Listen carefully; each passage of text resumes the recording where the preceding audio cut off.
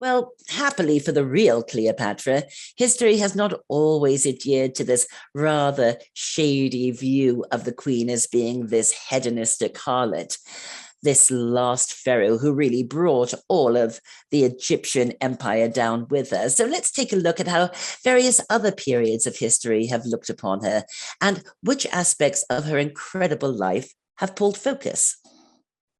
And this view of Cleopatra as something of a Kardashian of the ancient world, forgive me, would prevail into the Baroque era. Favorite themes focusing on banqueting and the famous story of how Cleopatra dropped a pearl into a glass of wine so that it would dissolve to prove how little she cared for wealth, which of course had the opposite effect, demonstrating how much wealth she had that she could waste a perfectly good pearl to make a point. You'll notice too that Cleopatra is dressed in the fashions of the 17th century here. From the Middle Ages to really the start of the 19th century, there was no real attempt to paint Cleopatra in the garb of ancient Egypt or even ancient Greece. She had become a completely allegorical figure, representing lust or greed or sinful sexuality. And just to drive these similarities home, here's something kind of nifty. Death of Cleopatra by Giuseppe Mazzuoli, Italian, 1713. And here is The Ecstasy of St. Teresa by Bernini, 1652. And we can really see how the latter artist drew so heavily from Bernini and St. Teresa for his Cleopatra. And as we move through the century, we find her increasingly depicted not as a personification, not as a goddess, nor as a temptress or a symbol of freedom, but as a real woman, at least by the pre-Raphaelites and those they influenced. Look at these Cleopatras. These really look like real women, don't they? Thinking women, women with thoughts, with feelings, with anxieties, with considerations. Really an interesting moment in the development of her image. In more mainstream terms, Cleopatra became the embodiment of beauty, timeless beauty. This interest in the ancient world combining with its most beautiful denizen for lots of advertising for beauty products. She was sort of the official spokeswoman for Palmolive soap for a couple of decades. And of course, all of this tied in with the golden age of Egyptian travel, those Thomas Cook paddle ships taking fashionable folk down the Nile. Cleopatra was hot stuff. She even had her own rag with other songs speaking to her fatal beauty. And it was into this world that we get our first iconic movie, Cleopatra, Theodora. Truly considered one of the great beauties of her day, Theodora was the perfect choice for this incredibly lavish silent production of 1917. Absolutely stunning audience goers, not least of all due to Theda's surprisingly risque costumes by George James Hopkins, which showed an awful lot of flesh, but really borrowed far more from Paul Poiret than from ancient Egypt, which was perfect, of course, because as we've already seen and will continue to see, every era's Cleopatra is intended to resonate with its contemporaneous audience and their aesthetics and their own beauty ideals, body ideals, and fashion ideals. As we move into the 30s, we see this trend continue. Cleopatra as a figure who physically corresponds to an era's own ideal. Are these depictions of Cleopatra? Well, according to the artist, they are, but they look like Jean Harlow to me. And it's in the 1930s that we find our next big cinematic Cleopatra, this time played by Claudette Colbert in 1934. And there she is. Glamour ruled supreme in this production. A lot of jewels, a lot of gold, a lot of beautiful women. It was a glamour vehicle for Colbert, who gave us a charming but devious Cleopatra. the sort of character you might actually find in a screwball comedy of the era, if screwball comedies were about deterring occupying forces and ended in double suicides, which generally they didn't. And look at this still. It could be from The Woman or something, couldn't it? Absolutely incredible, and so 1930s. Elizabeth Taylor didn't become Cleopatra for the movie. Cleopatra became Elizabeth Taylor. Life almost imitating art, if one could ever imagine Eddie Fisher as Julius Caesar, and it set the world on fire.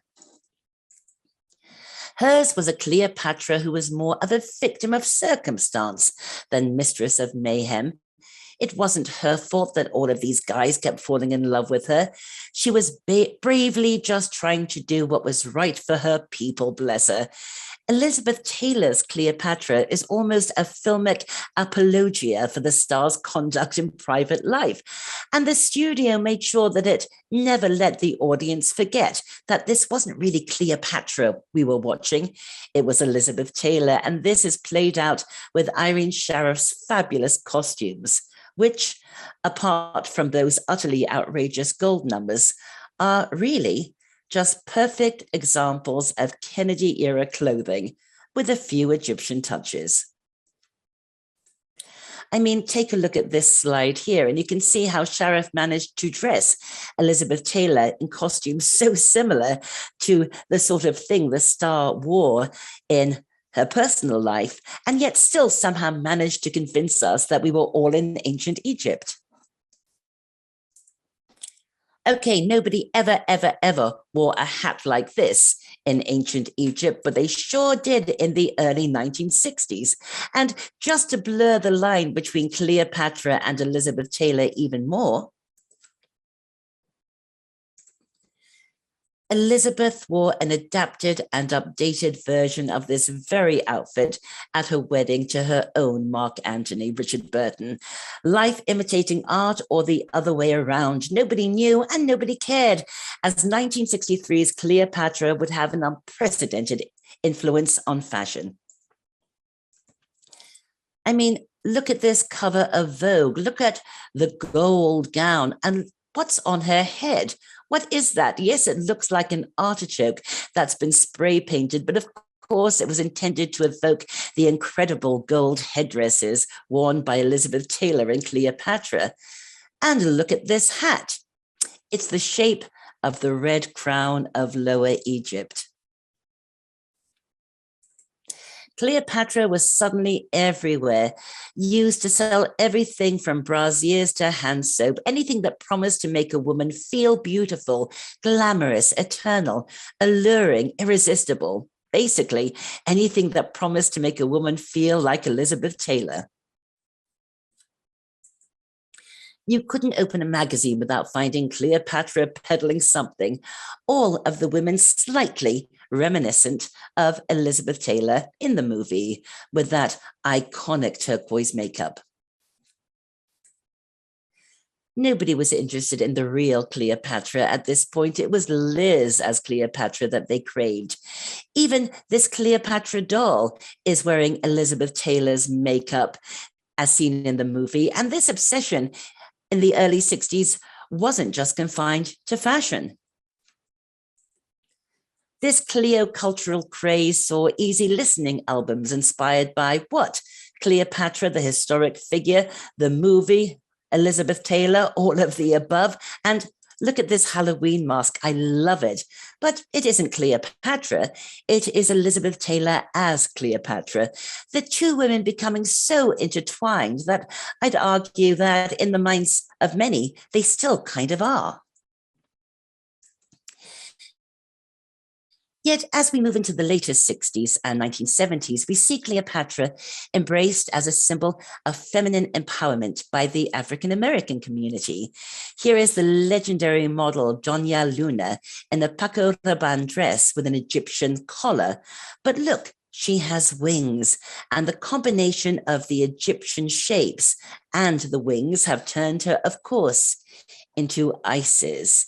And here we have the magnificent Nina Simone wearing, as she sometimes did, an Egyptian Nemes headdress. And it wasn't by hazard that Cleopatra Jones, the movie character as played by the marvelous Tamara Dobson, this combination of brains and beauty, was called Cleopatra. And no surprise that the wonderful Diana Ross embodied Cleopatra in a scene from Mahogany. Today, it seems okay to use an image of a Cleopatra type to model jewelry or other luxury goods, so long as the models themselves are unknown and anonymous, but cast a famous person in the role of Cleopatra, and quite understandably, we run into some trouble. Harper's Bazaar came under flack for drawing parallels between Cleopatra and Kim Kardashian, and Katy Perry's Cleopatra-themed music video was seen as not only tacky, but a thoughtless misrepresentation of a culture that she didn't belong to and probably knew little about. Even Beyoncé was accused of cultural appropriation when she channeled Nefertiti. And I began this talk discussing the controversy surrounding Gal Gadot as the choice for Cleopatra in the upcoming film, didn't I? So, who should be our next movie Cleopatra? Well, why do we need another movie Cleopatra? How many Elizabeth Bennets do we need? How many Batmen do we actually need? Have we, as a culture, lost so much confidence in ourselves that we keep craving and creating what we have already seen time and time again? And it's a shame because there are so many other interesting and outstanding women of ancient Egypt that we could be making films about, like Hatshepsut and Nefertiti, to name but two. Cleopatra the Seventh's tomb has never been discovered, and if it hasn't been discovered already, it probably never will be. So maybe we should take this as a sign. After 2,000 years of contorting Cleopatra to fit our own agendas, from the Roman world to the digital age, maybe we truly should let Cleopatra finally rest in peace. I mean, we all know her story, and in my opinion, it doesn't need yet another retelling.